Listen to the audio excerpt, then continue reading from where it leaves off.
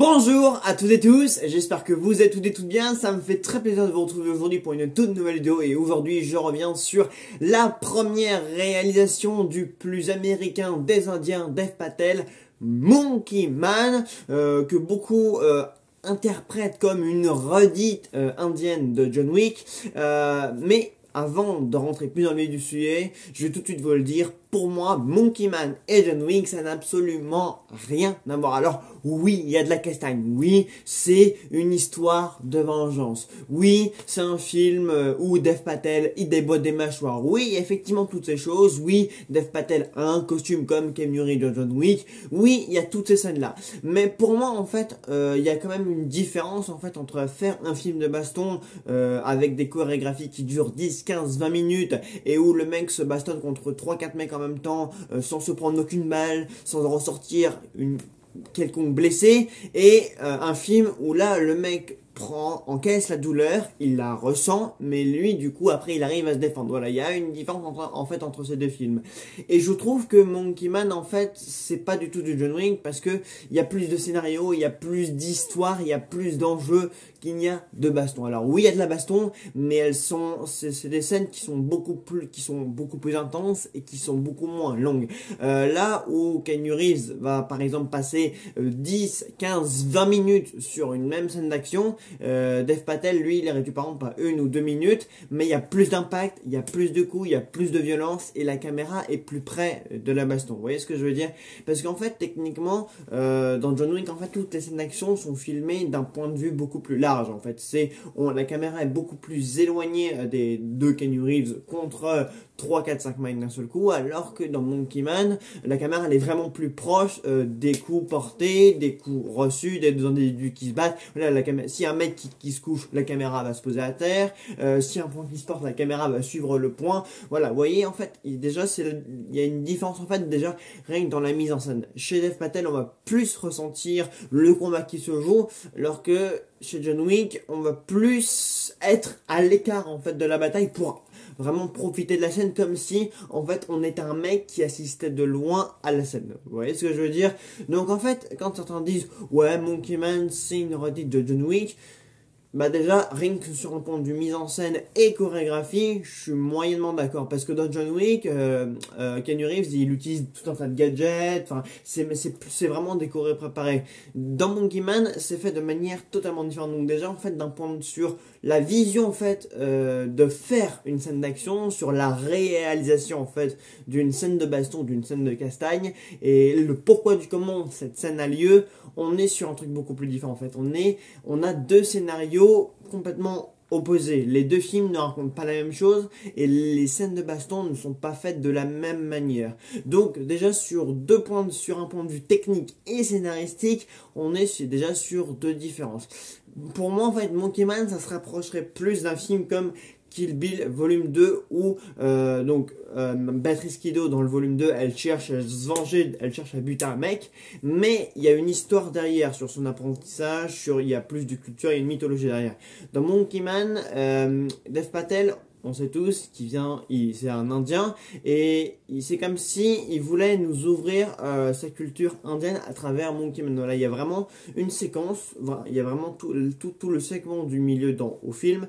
Il la consacre en fait à sa culture, à la culture indienne et à comment il va s'en servir pour puiser force et énergie pour retourner après se battre contre les mecs qui l'ont mis KO en fait au début du film. Voilà.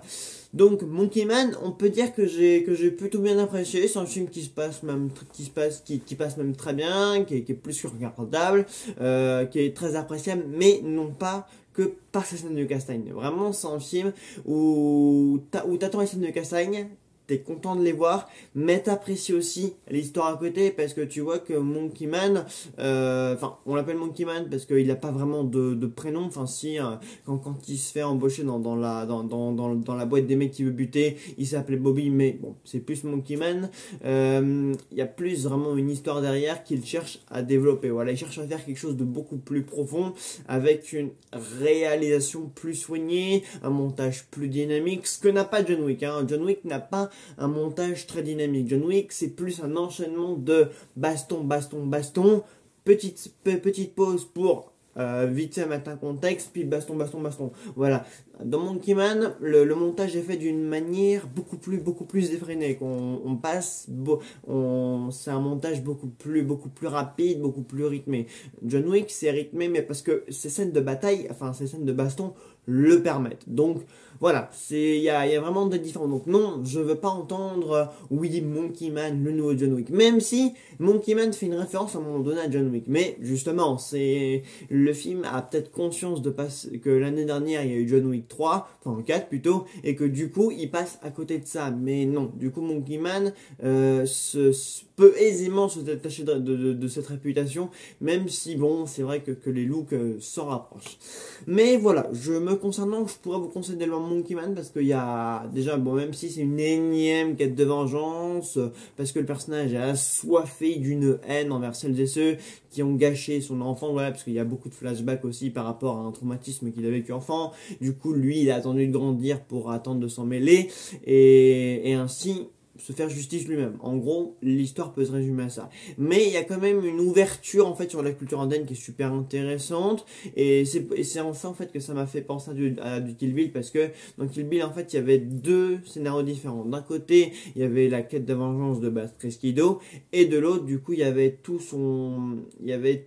un segment, toute une intrigue sur auprès de qui elle avait appris toutes ces techniques de bataille, qui l'avait aidé en fait à se forger un esprit solide, un mental d'acier, etc. Là aussi, dans Monkey Man, on a vraiment un segment sur tout ça, sur toute la culture indienne, sur tout l'entraînement du personnage vraiment pour se ressourcer, pour acquérir des forces, pour acquérir des bases dans le domaine de l'art martial, dans le domaine du combat. Et c'est ça qui va faire toute la différence en fait avec d'autres films de combat qui eux cherchent juste à nous donner de la castagne encore et encore. Même si là on en a et qu'elle est vraiment super bien. Mais voilà, et d'ailleurs la fin, le climax de Monkey Man est d'autant plus réussi parce que maintenant qu'il y a eu toute cette préparation et toute cette mise en abîme pour en arriver là, du coup ça rend le passage encore plus intéressant. Voilà.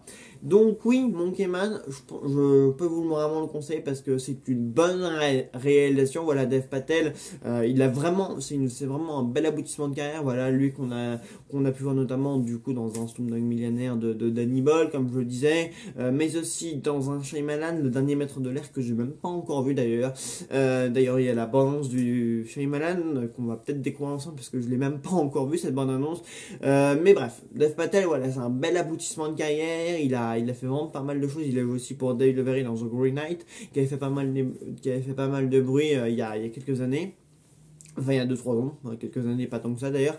Mais voilà, je vous conseille Monkey Man.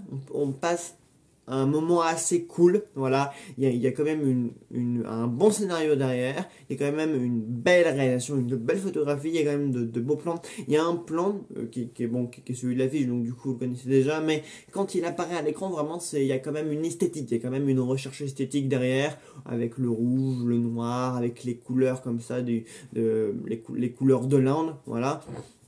Donc il y a quand même de belles idées à prendre par-ci par-là. Voilà, c'est quand même un film qui est bossé sur le scénario, sur les chorégraphies, sur comment filmer tout ça, quelle approche en fait avoir de ça. Mais je trouve d'ailleurs que quand même, comme première réalisation, vraiment, parce que c'est vraiment son premier film et c'est produit par Jordan Peele, tu te dis, ah ouais, quand même, il vise quand même ce niveau-là, quoi. C'est pour son premier film, il fait ça. Donc là, tu dis, ok, respect, c'est le mec qui est aussi capable d'être réalisateur. Donc non, c'est vraiment pas mal. C'est vraiment pas mal. Et puis même au niveau du jeu d'acteur, il y a quand même de quoi faire aussi. Voilà, c'est quand même un film qui est réussi sur de nombreuses choses.